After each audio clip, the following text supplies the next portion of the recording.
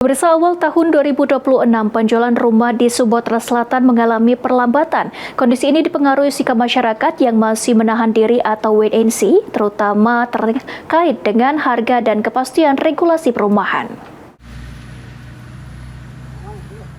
DPD Real Estate Indonesia atau REI Sumatera Selatan mencatat adanya perlambatan penjualan rumah pada awal tahun 2026. Ketua DPD REI Sumatera Selatan Zewi Salim menjelaskan penurunan terjadi baik pada penjualan perumahan maupun realisasi KPR. Dibandingkan Desember 2025, penurunan penjualan di awal tahun mencapai sekitar 20%. Kondisi ini dinilai sebagai fenomena yang lazim terjadi di awal tahun, seiring sikap masyarakat yang masih menunggu perkembangan harga dan kebijakan pemerintah. Meski begitu, kinerja sektor properti di Sumatera Selatan sepanjang tahun 2025 justru melampaui target. Realisasi KPR subsidi tercatat mencapai 15.216 unit, melebihi target yang ditetapkan. Sementara untuk segmen perumahan komersial, realisasi berada di kisaran 1.500 unit.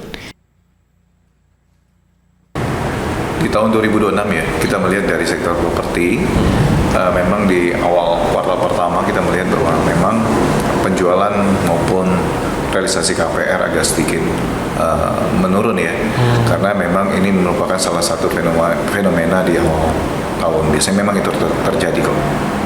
Dan kami yakin bahwa realisasi perumahan di tahun 2026 akan lebih baik dari tahun 2025. Yang mana kita ketahui di tahun 2025 pencapaian KPR subsidi terutama di KPR subsidi itu kami mencatat untuk wilayah Sumatera Selatan sebesar 15.216 unit. Ditambahkan Zewi, saat ini masyarakat masih berada pada fase wait and see, khususnya terkait kemungkinan perubahan regulasi dan kebijakan di sektor perumahan.